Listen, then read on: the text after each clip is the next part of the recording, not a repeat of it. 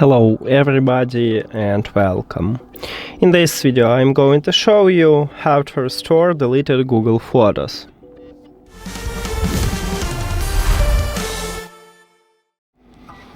You have to start by open Google Photos application, then go to Collections at the middle bottom. At the top you will find Trash button. You need to tap at this button, and right here you have your deleted photos. So to restore them, you have few options. You can select some photo what you want to restore, and then click Restore at the right bottom. Restore and restore.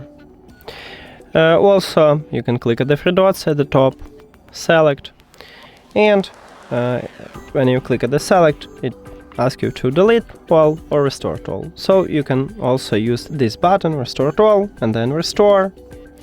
Now, if you remove photos from the trash, you will permanently remove them from your account, so you cannot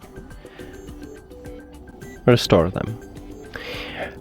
Also, these photos automatically deleted from the trash after 30 days, or if you back up them after 60 days.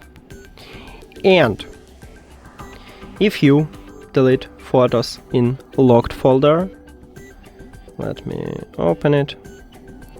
So if you remove this photo, delete and delete, you remove them also permanently.